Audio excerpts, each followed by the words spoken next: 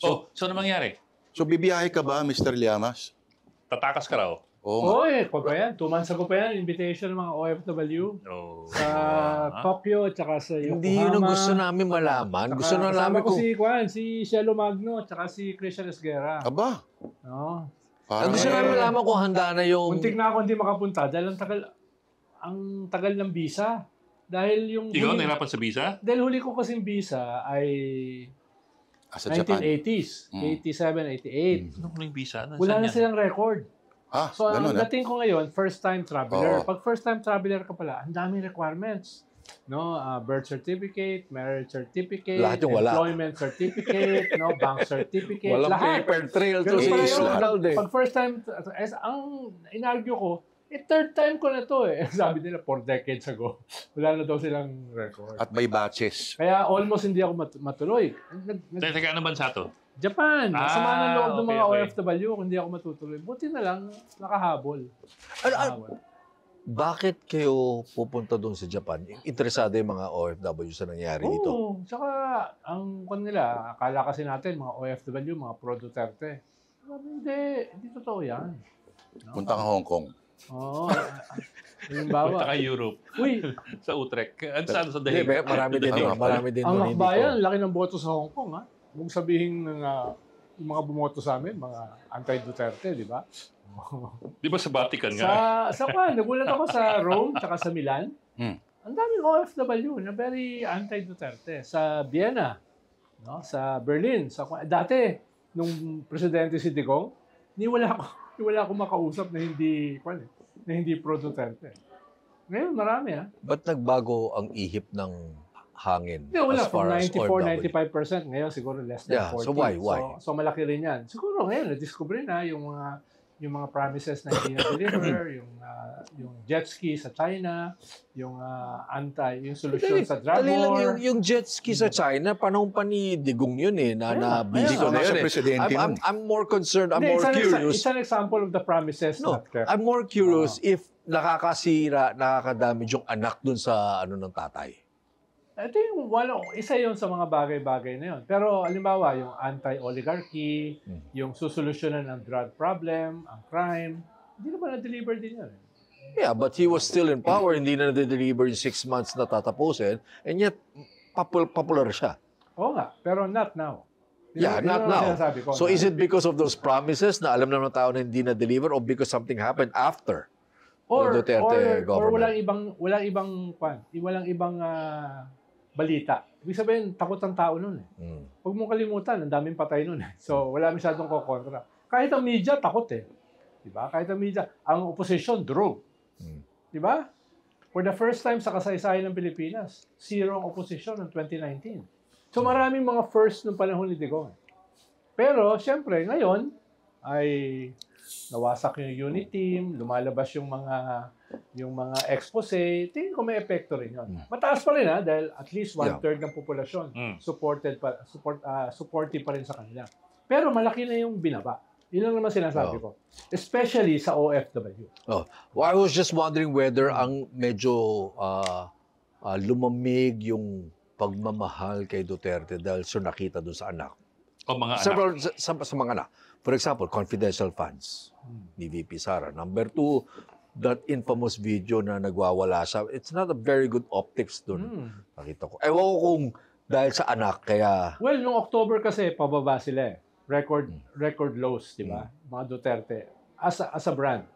Kaso nangyari yung November, December, GAA, yung national budget. So, nakaalpa sila. Right. Na preempt yung pagbaba nila. At, tapos hinuli, tumaas sila.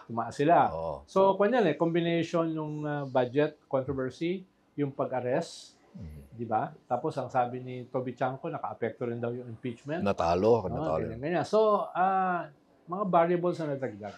So what it shows is very fickle yung very fickle yung sentimento ng tao. Of course. Hindi naman tayo Europe eh. Ang Europe kasi mas solid yung mga sentiments eh. Dahil ideological yung political division. Sa atin naman, hindi naman ideological eh. Kaya ang sumusulpot sa atin ay mga populist. Di ba? Kung ano yung flavor of the month na mga issues. Di ba? Hindi yung mga government issues, yung mga governance, hindi masyadong interesado tao ron eh. Unlike halimbawa sa more developed countries, mas solid yung ganong klaseng divisions. Pero so, puro self-inflicted yan eh. So, si Sarah and Company, self-inflicted noong October nga last year.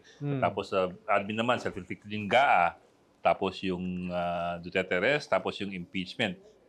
So, Na-maximize ba ng ano, ng, So, ibig ng mo sabihin, traditional position yung these two are bleeding themselves, bleeding each other? of course. Kaya nga number 2 si Bam, number 5 si Kiko, number 1 na Akbayan. Kahit Ano wala, yung- naman. Ano kahit yung wala sila sa chance? survey. Panahon ni Pinoy, Oo. Kahit wala 2010, sila sa survey. hanggang 2016, akala natin lahat si Binay yung sunod na maging presidente. Pero may nangyari ng 2016. Giniba. Ano Tuloy-tuloy yung- paggigiba, di ba? Kay Binay. Ano yung posibilidad na parang may magkaroon din na parang ganun? Well, yun yung usual. Kung sino yung frontliner, lahat ng mga kanyon sa kanya nakatapat. Yun yung dilema, halimbawa ng mga unang mga frontliners, yung matataas. Di ba? Katulad ngayon, si Sarah. Maaga. Yung Oo. maagang tumaas. Lahat ng kanyon sa kanya nakatapat. Kaya yun naman yung kanya. Pero ang positibo naman, nakaka-raise siya ng resources. Dahil siyempre, kung ikaw pinakamataas, may magbibigay sa'yo. So, yun yung mga variables na in play. Nung Pero alam mo, 2016 ba? pero naiiba kasi ito eh. Ito yung first election na yung dalawang superpowers ay merong interest. Metaya. No? Metaya. Yung mga previous elections natin, nandyan sila, pero hindi ganito katindi. No? Hindi ganito katindi. Kaya hindi ko alam how this will play out. Sino magbubuhos ng resources, sino magbubuhos ng clout going into 2020. Will it be any different with a Trump in the White House? Very different. Dahil iba naman kasi yung ethos ni Kaya nga, Trump, oo. no? So, in the past, alam natin, makikilaman talaga Amerika. Do you see na ganun pa rin ka vigilant o agresibo ang America interfering Yes, with yes our and local no. politics? Ang Amerikano kasi hindi naman with Trump. nagbubuhos masyado ng resources. Unlike China. Mm.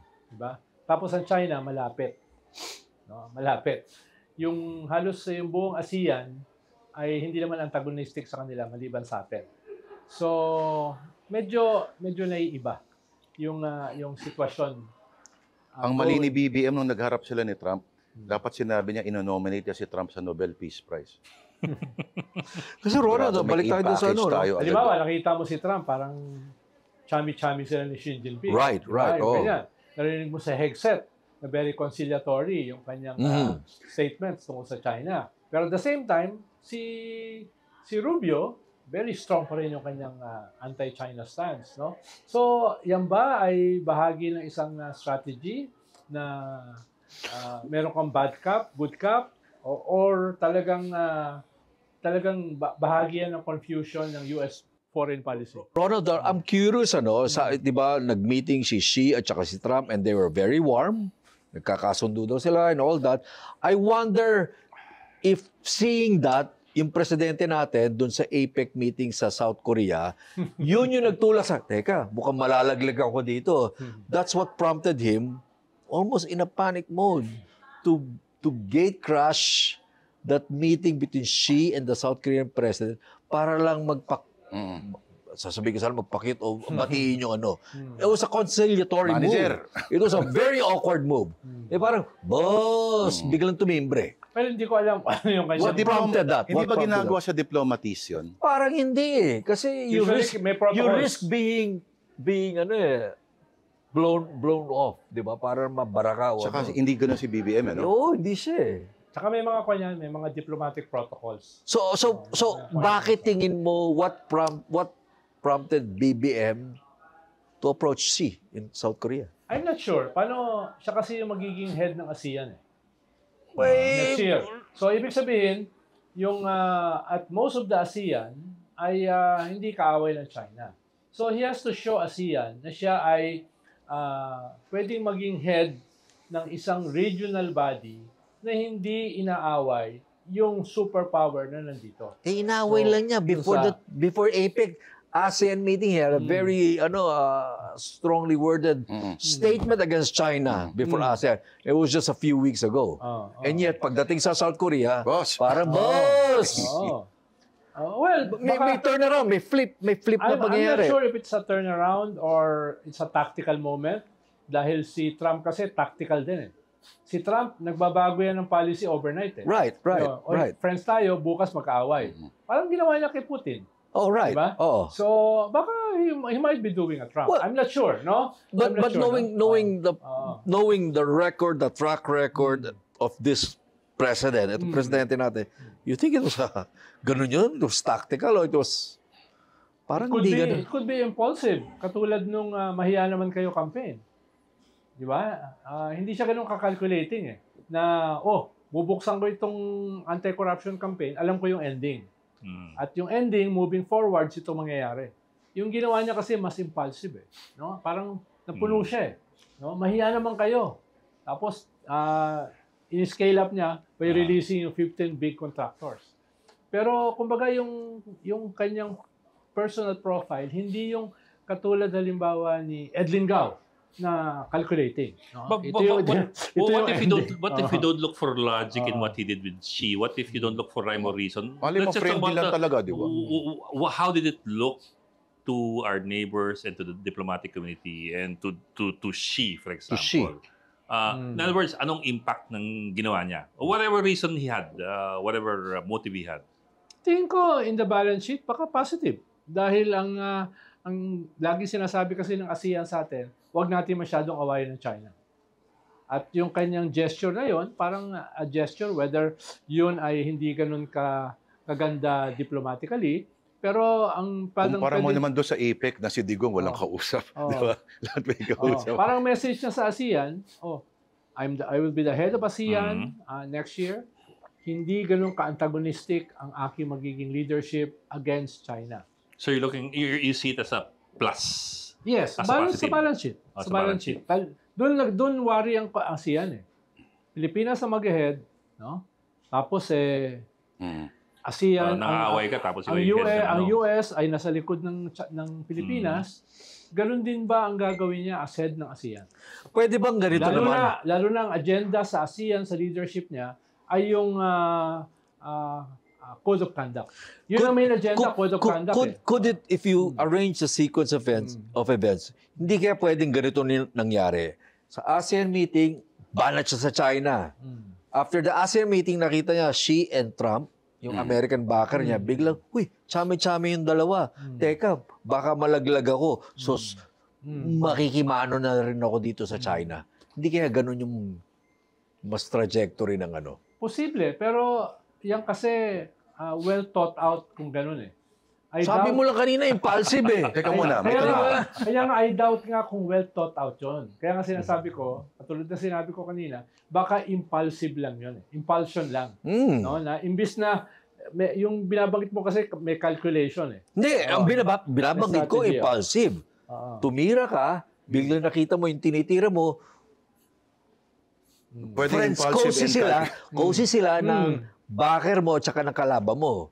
So parang gusto mo, teka, Tito Ronald, so tapos that's na ba not calculated, that's more impulsive too. Yung threat sa leadership ni Xi wala na. Kasi di ba, may keso na stroke daw, na house arrest, kasi parang kita mo, hindi raw lumalabas sa bahay, same background. Tapos yung mga generals niya ay... Binalasa. Oo, wala na, okay na. Hindi mo sigurado eh. Dahil iba kasi yung politika sa China. Iba yung politika eh. No? Imagine mo, pinipurge mo mga general, no? At hindi lang pa isa-isa. No? Ang dami mong pinipurge. Biro mo yung sarili mong defense minister, sarili mong foreign minister, kinatay mo ng halos magkasunod. Tapos yung mga dating mga presidente ng China, winipe out mo. Ibig sabihin, that can happen overnight. Dahil wala ka nang i-blame kundi yung sarili mo. The buck stops with you. So kung hindi mo ma-deliver yung economic, political at saka military agenda ng bansa, baka tamaan ka. Halimbawa, the economy is not doing too well. Kanya nga, ang ginawa nila ngayon, pinayagan na nila, for the first time, pinayagan nila ang online lending. For a long time, ayaw yan payagan ng Chinese government. Ngayon, kailangan nilang i-boost ang consumption dahil hindi bumibili ang tao. No? Bagsak ang consumption sa China. Kaya, for the first time sa kanilang kasaysayan, pinayagan nila online lending. I read somewhere, Ronald, that is part of the plan Na, ng Communist Party. Now, you move from being a production, export-oriented economy that's not sustainable. Eventually, as your economy modernizes, you have to transition to a consumer-led economy. yes. So, parang hindi yan impulsive o reaction ng Chinese leadership. It's actually part of the plan. Well, dati pang plano yan. Pero minadali nila ngayon dahil nga walang bumibili. Yun yung economic indicators. Bumabagsak yung We've economy been nila. predicting the downfall of the Chinese economy for decades. It's not happening. And that's not a downfall. Di ba? That's not a downfall. Ang problema nga ng China ngayon ay hindi economic, demographics. Dahil bumabagsak yung kanilang growth. Iba yung population nila. Yung population nila. Ito yung pinakamatinding pagbagsak nila. Ibig sabihin, their labor force will suffer in the next generation. Kaya nga, open na sila mag-import ng mga katulad mo. Pwede ka nang pumasok sa China ngayon para magtrabaho. Magagandang lalaki. Dahil kulang na kulang. Isn't that the advantage of Halimbawa, sumabog yung kanilang real estate bubble, di ba? You have entire cities with no people. No? Kahit binebenta nila ng palugi, walang gustong bumili. Kaya nga, they have to boost consumption. Yeah, but Ronald, we're talking as if it's only the Chinese economy that's suffering through challenges and disruption. No. We're just talking... American economy is not... No. That's a different topic. To my point kasi, to my point, parang kasi it's a question of what works better, a free-for-all economy na open, or is it yung a party-led economy? Na parang lumalabas. They are able to respond to the challenges. Ang pinag-uusapan kasi natin, Patrick, yung political survival ni Xi Jinping. Diba? So, habang maganda yung ekonomiya, okay pa siya. Anong tingin sa kanya ng kanyang mga tao, ng People's Liberation Army, yung Communist Party? He has to deliver the goods. Yun ang sinasabi. Right. Para sa targets ng kanyang gobyerno. Pag hindi na na-deliver yan, delikado siya. Lalo na, pag merong nag-o-oppose sa kanya, kulong or worse. Diba? Right. But ganun naman talaga, even in an open democracy, pag di nag-deliver yung presidente, mapapalitan siya. But in the case of China, it's still the Communist Party will decide. That's what the one-party state is for, di ba? Yeah. So there is continuity there. Yes and no. Diba? Yes and no. Halimbawa, lahat ng mga Maoist ay pinakulong niya at saka dinurog niya. Kaya wala nang Maoist ngayon sa China. It was supposed to be Maoist, no? So, merong mga iba't iba na nakuha. Halimbawa, yung Deng Xiaoping, no? Yung Zhou Enlai, yan yung dominant ideology bago siya nag-assume ng leadership. Halos ubos na rin yan. So, for the first time, ang tawag mo dito, Xi Jinping thought. No? Nagbago. Nagbabago sila politically at saka ideologically. Ang problema, you have to deliver the goods. Diba? Kailangan mong, kung hindi mo na-deliver yan, katulad ng mga pinalitan mo, baka mawala ka. No? Not through elections, but through a power play. Papalitan ka lang. Power play. Ang kaibahan sa kanila... Collective leadership yan, di ba? Party. Ang kaibahan sa kanila, hindi nakukulong lang.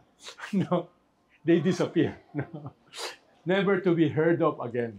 No, well, si Jack Ma, may sighting kay Jack Ma. It's not like he disappeared. May sighting siya. But he was cut down to size and Iba naman siya kay Boss Silay. Yun na nakulong. Pero because may corruption issue dyan. Di ba may corruption issue kay Boss Silay? Lahat naman na nakukulong sa China, corruption issue. Cambio ako, no? So, itong rally na to be led by yung church na sabihin natin na... Church? What church? Matagal pa yung November 30. Yung ano church din naman to, Bok. Hindi pa yun. Church ni Christ. 16 and 17. Okay. Yung may 3 letra sa pangalan nila. Church ni Christ. Yun. Magma-merge daw with Yes, ang plano ay Jesus is Lord, sasama. KOJC ni Kibuloy, sasama. Some Evangelicals, sasama. Tapos may sub ng Duterte, sasama. Tapos Iglesia ni Cristo, maglilid. Chavit Singson, di ko alam kung simbahan siya. No? Kasama. No? May bus company do. At saka si Meow. Kasama rin. Si Barsaga. Binibilang nyo yun? Isa yun sa main speakers. No? At Magdadala daw siya ng truckloads galing Cavite. Pusa. So may mga iba-ibang grupo. Pero siyempre, Saan? ang Saan? main dyan, Zero JIL at saka INC. Santo. Quirino. Sa Luneta. Okay. Sa Luneta. Ang sinasabi ng mga Duterte, nandun sila sa Aguinaldo. Hindi ko alam kung ano yung division. Paano? Winidraw na yung Hindi yung permit. Aguinaldo, People Power Monument. Tabi ng Aguinaldo. So, winidraw. Kanto lang yung bok eh. So, winidraw na yung permit na hinihingi nila doon. No? Dati Saan? kasi humingi sila ng permit winidraw na nila. Pero sabi ni Mike, tuloy sila sa People Power Kaya nga, Monument. wala na yung permit. No? Na hiningi nila sa Quezon Oo, City. paano yun? Ang humingi ng permit ay Iglesia ni Iglesia, Cristo. oo. Winidraw na nila. Lahat ng iglesia nasa Luneta. At ang balita ko, hindi na, nung a few days back, parang 3 to 5 days na. Kung dumami ang tao, papatagalin. Katulad ng EDSA 1 at EDSA 2, which primarily means meron siyang mas malalim na objective maliban sa prayer for peace. Ang nakalagay kasi prayer for peace. So, unless naniwala ka sa prayer for peace, yun yung mangyayari. No? Mukhang ang balita ko kahapon, 1 day na lang. No? 1 day na lang, hindi na 3 or 5 days. Which means na baka hindi na ganun ka-disruptive yung plano. Baka. Wait. No? Yung 1 day can mean hindi na ganun ka-disruptive or it can also mean mas mabilis. Mukhang yung dahilan kaya ginawang 1 day ay dahil nga yung gusto nilang matrigger Hindi mangyayari. ay hindi mangyayari. No? Dahil ang habol mo kasi pag mas mahaba, meron kang tinitrigger. Meron kang tinitrigger. Or you're waiting for Kung something to 1 happen. day lang, parang yung normal rally natin. No? Rally ka 1 day, etc. Wala naman tayong rally na So mahaba. you're saying the chances now are less? Yes, the chances are still there na magkakaroon ng disruption, pero baka lesser than before. No? Ano ang bagong Camp Aguinaldo ngayon? Kung magkukudeta ako, saan yung of course, wala na kasi doon yung mga gamit, di ba? Wala na yung mga... Hindi kinakailangan. Dati kasi, nung 89, di ba ang daming kudeta noon ng panahon ni Cory? Labing isa eh. Yung 89, muntik magtagumpay. Pero ang mahalaga doon sa 89, mga sundalo nagbarilan at more than 300 ang patay sa kapwa sundalo. Parang yung trauma na yon, ang kanila, that will never happen again. Kaya yung nangyaring sumunod na coup is a total withdrawal of support, yung kay ERAP. Yung lahat ng armed services, lahat ng security forces nag-withdraw ng support totally. Walang naiwan kay ERAP. Noong 2006, muntik ulit maulit yon. Di ba? Yung withdrawal of support, yung walk in the park. Kaso, last minute, nagbaliktaran yung chain of command.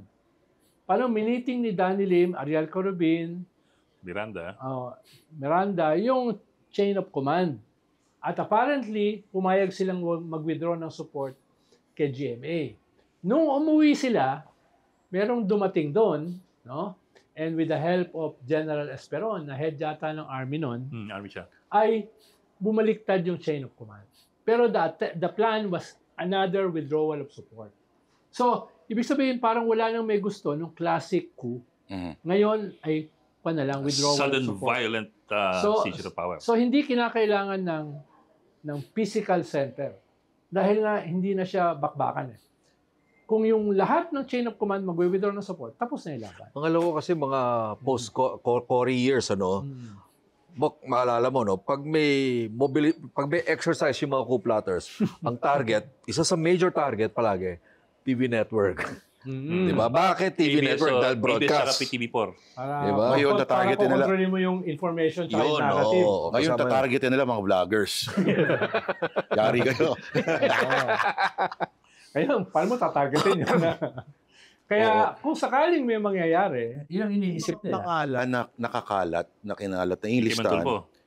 Ito ba ay may kakayahan, may mga kakayahan? Tingin ko yung ginawa ni Montulpo, yung mga usual suspects, pinagsama-sama lang niya. Diba? Tapos pinalabas niya na ako nag-expose nito. No? Parang kay Panelo, si Jollibee, yung Matrix, ando ka pa, di ba? Tsaka si Heidelin Diaz. Si Gretchen, Tsaka yung Jesuit-trained millennials. Yan. Pero yung iba naman dito kasi, talaga namang openly nag-advocate ng withdrawal of support, like si Chavez Singson. Diba? Talaga namang kinukuha nila yan. Yung iba, hindi. Tapos yung INC, sinabi naman nila, sila yung nag-organize ng 3-day rally. Di ba? Ang hindi niyan kasama ay mga active officers. Dahil wala ka naman kasing trigger for a withdrawal of support kung wala yung active officer. Ang nandyan ay mga retired. Wala dyan ni isa na active. Eh, hindi naman pwede siguro ilagay yung pangalan ng mga active officers doon. Hindi. Kung alam ni Tulfo, ilalagay niya. Walang parang RAM ngayon, ano? Wala. Walang YOU, walang RAM, walang Magdalo. Pero wala bang rumblings inside the active ranks? Meron. Ang bumoto nga sa laban sa gobyerno, last midterm election, 75% ng sundalo bumoto. Ibig sabihin, merong base na critical sa gobyerno. Pero but the kind of rumblings that could lead to withdrawal support. Meron. Meron. Among the junior officers. Meron. Ngayon, ang problema nila, the Catholic Church is vehemently Ayan, babalik tayo sa tanong ni Ed. At junta. Makikinig ba sa anyway? Makikinig. Within the military, sa mga... Dalawa ngayon ang nagiging source ng tentativeness ng military. Catholic Church, US.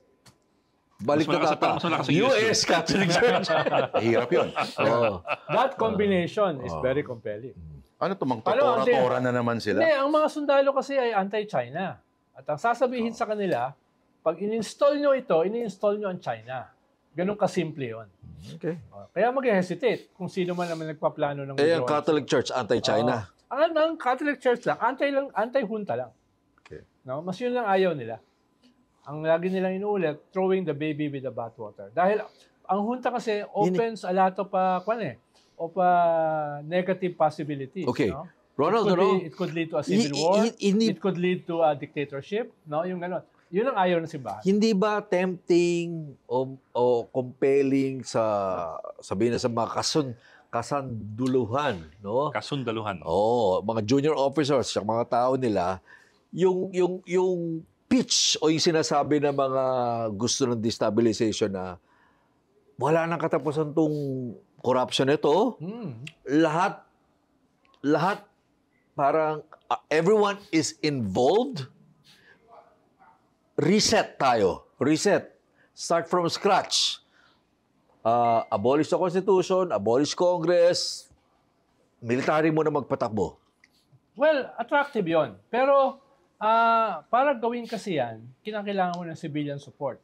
At yung civilian support na inaasahan mo ay pro-Duterte. Maraming sundalo, ang gusto nila, reset na lang. Kaya hindi magkasundo no?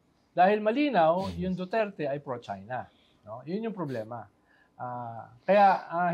Parang merong dynamics diyan. Ikalawa, alam naman ng mga kasandalahan, hindi naman sila trained to govern. So kailangan nila ng mga civilian leaders na mag-a-assume nung junta phase, no? Well, na kwan. For now, yung mga alam kong inimbitahan, umatras. Pero ang premise mo kasi is that the soldiers think that they need civilian support. Yes. What if they don't think they need civilian wala support? namang kudata na... Alam nila, walang klasiko na may civilian support. Ang alam ng mga sundalo, wala kaming training sa governance. Tsaka hindi lang yun. It hasn't, Ronald, that hasn't stopped military men from seizing power in the past. Paano pang nag-enroll sila sa AIM? No, there's always a first. Good intentions, sir. There's always a first time. I'm talking about the Philippines. Sa Philippines, walang ganon. No. Laging meron silang civilian component. Hindi. Who will govern, no? By force of circumstance. But remember, 86, the Ram kudeta in 86, they didn't care about civilian support. They just wanted to grab power. Pero there's always a first time. Iba ngayon. Mas delikado sila ngayon sa age ng globalization. Yun yung sinasabi ni Gibo last week. Na iba yung moment ngayon. Baka iba nga nung 70s Iba nga nung 80s. Lalo na, galing yan sa buntot ng mga military junta sa Latin America. Diba? Ngayon, bilangin mo kasi ilan ang military junta. Iba yung mundo ngayon No? Myanmar? Ngayon, hindi ganun kadali. No? Pero po kasi you Myanmar, use the totally words isolated. You use the words military junta. What do they just call it? Council Di ba? Hindi, yun nga yung- State Law and Order Council. Hindi, yun nga Ang yung, ganda ng acronym, ano? hindi, yun nga yung pinopose nila. Kaso walang takers. No? Walang takers yung mga inimbita nila galing sa Supreme Court, galing sa academe, galing sa... Paano, ito namang matatalinong tao ito. Alam naman nila, pag nag-assume ito, kung sino may hawak ng armas, yun ang masusunod. No? So, lahat ng, mga at least 90% ng inalok nila, tumanggi. No? Yun yung sinasabi ni the poetry of revolution and the prose of governance. Yung iniiwasan ba nila yung hassle to, pipirmahan ko lahat yan, gamitin ko lahat. Tama ba yun? Si Carpio daw nilapitan. Hindi ko alam. Inamin niya sa Inamin, podcast. inamin niyo, ano ka ba? Inamin sa podcast. Tapos Yung inamin yung binuhay yung podcast. segment na yun. Sinabi ba? Ikaw ba hindi ka nilapitan? Ikaw ba, nandun ka ba, nakaupo ka? Kasama ka ba doon sa 30-man Oo. council yan? Basta PDEA lang ako, ha? Walang magkakamali. Sa PDEA lang ako. Walang magkakamali na i-offer. Pero yun lang, medyo hindi ganun kadali. Kaya nga... But what if they get somebody who's generic, not particularly identified with either of the camps, but somebody they can control and you present him as the civilian component? Yes. Example. Oh. Sino ba? Remember, Ronald, ha? Pero imaginein mo kung halimbawa purely military yan. Tapos yung Catholic Church magbabanatan ka sa mga misa, no? Tapos yung mga Amerikano na very Parang nag-work. Hindi naman nag-work kay Duterte yan. Saka yung mga hindi naman sila. Tapos yung mga Amerikano na very influential sa military, no, ay kokondena ka. So, tapos yung military mo, ang support lang nila ay galing sa China. I doubt it. No, ang akin nga if the military, okay, scenario lang to, no? If the military decides, kami na, we'll take over, who cares about civilian support? Oo nga. Okay? But at least the military can assure na there's no China influence because kami. Kung ilan naman.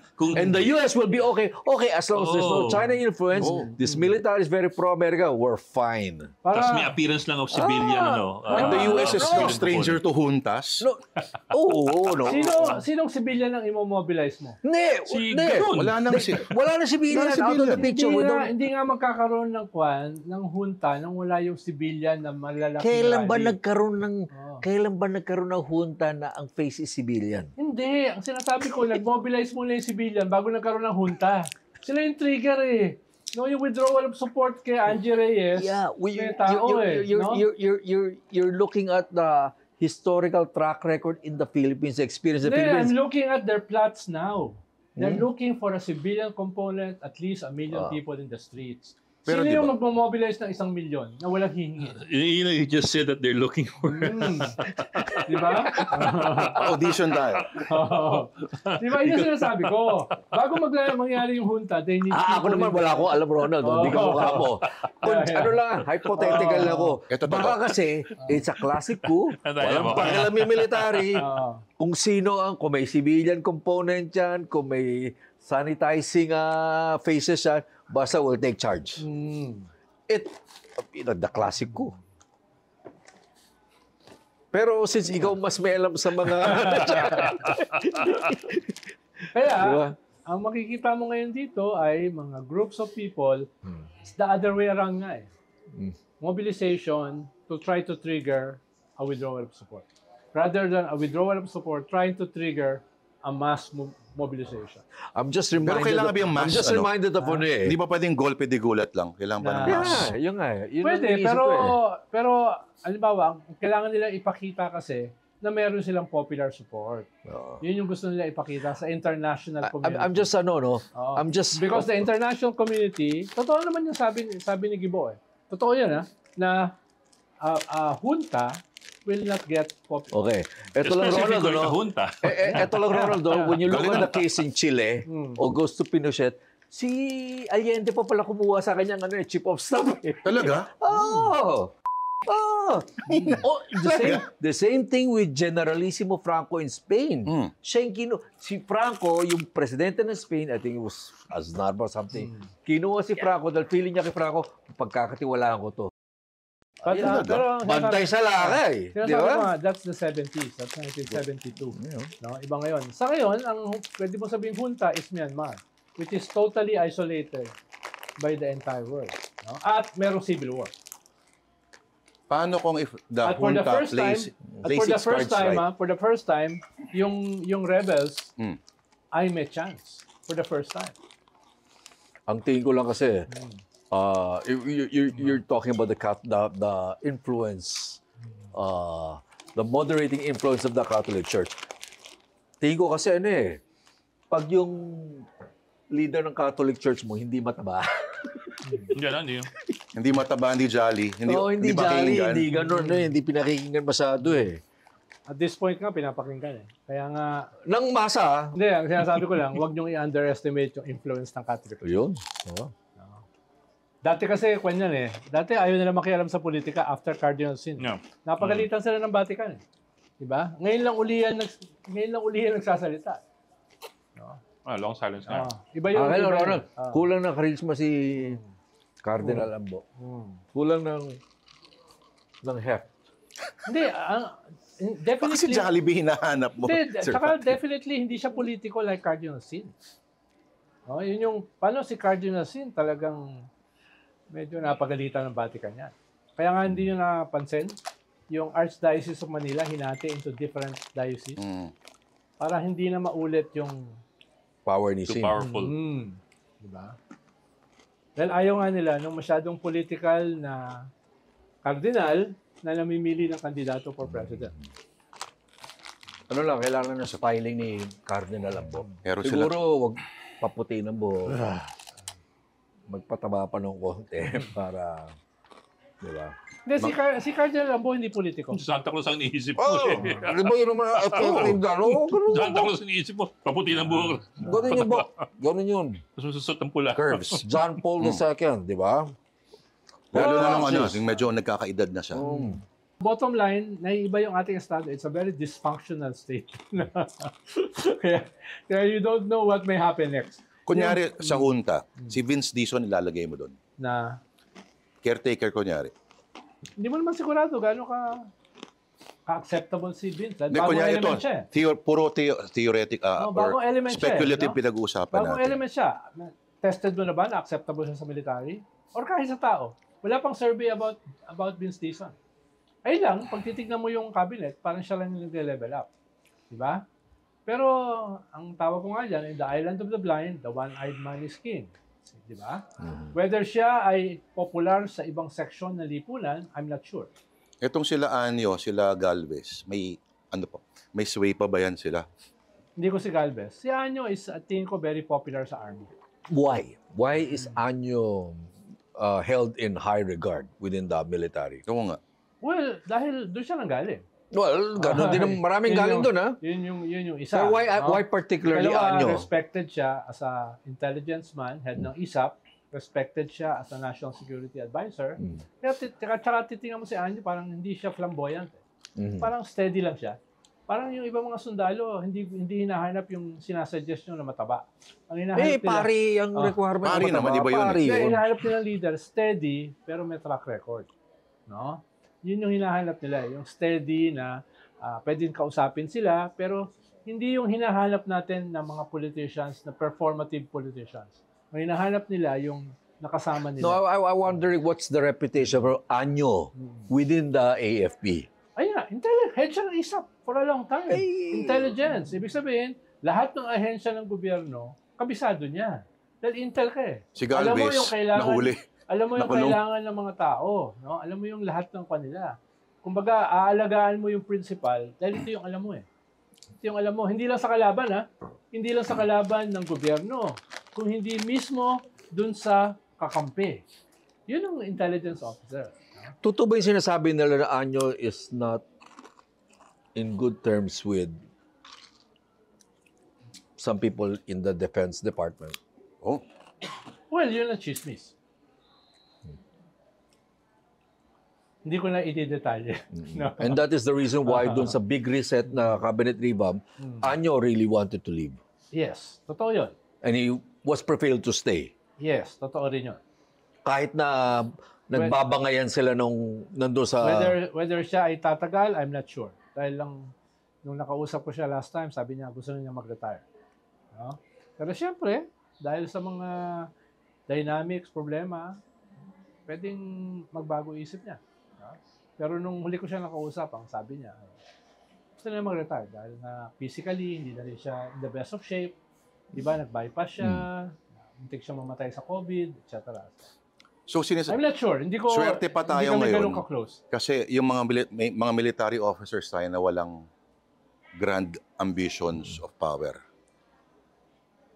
Hindi ko sigurado dahil dati nga, meron kang RAM, meron kang Soldiers of the Filipino People, meron kang Young Officers Mga Union, bata yan, ha? meron Mga bata kang yan. Magdalo, meron kang iba't ibang mga grupo di ba? Ngayon, walang ganung grupo. Ganon ba kalinis ang military ngayon na wala sila nakikita mga corruption at walang mga ganong grupo? Hindi, No?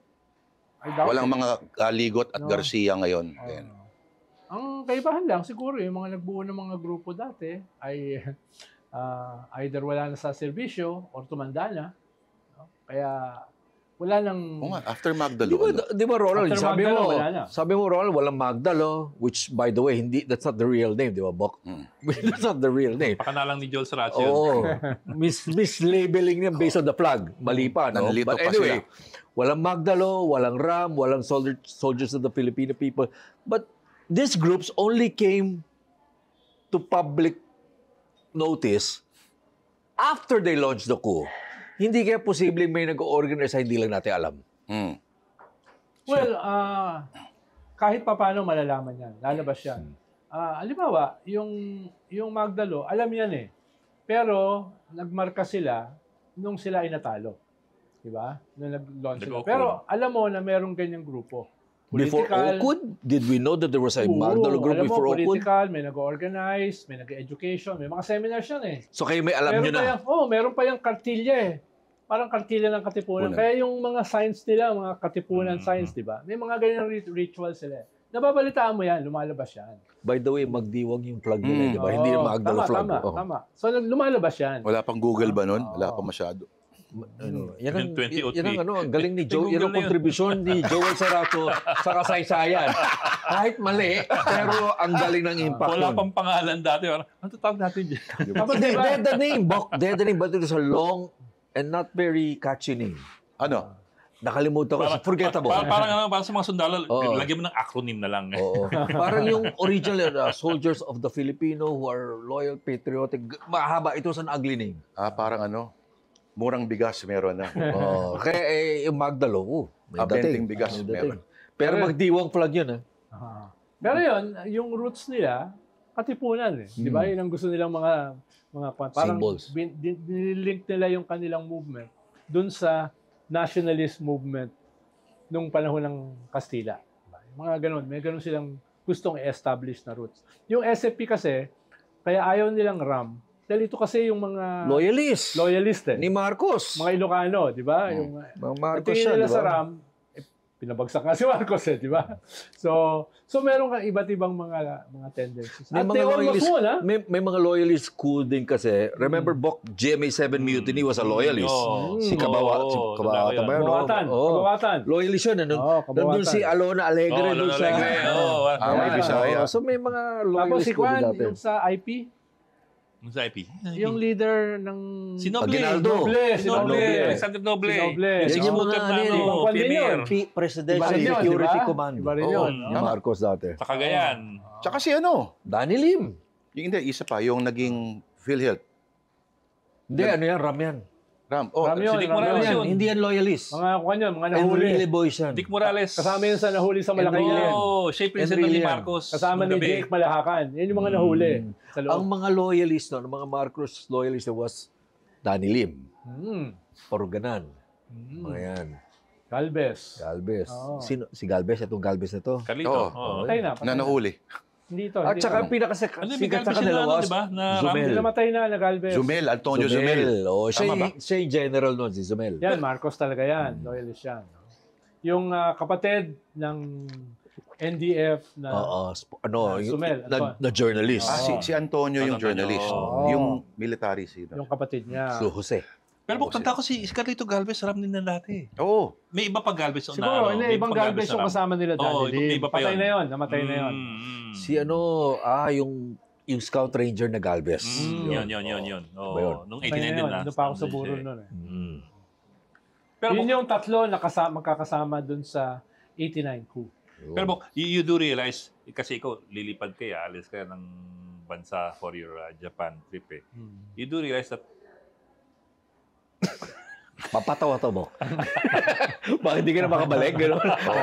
iniisip ng ibang tao na, ito si Ronaldo, tatakbo yan. Baka di na bumalik yan, ha? Baka may nabalitaan yan. Yung isang producer natin ay nung Hindi, nalaman, papadala ko kayo ng postcard. Oh, kita mo to. Hindi ka makatagal. Uy, magaganda yung postcard sa Osaka. Di ba? Oh. Bakit ang timing mo ganun? Alin? Hindi, dati na yan. 2 months ago pa yan. May poster na nga kami ni Christian Esguerra at saka ni Shelo Magno. Basta dadalawin mo kami sa ano, ha?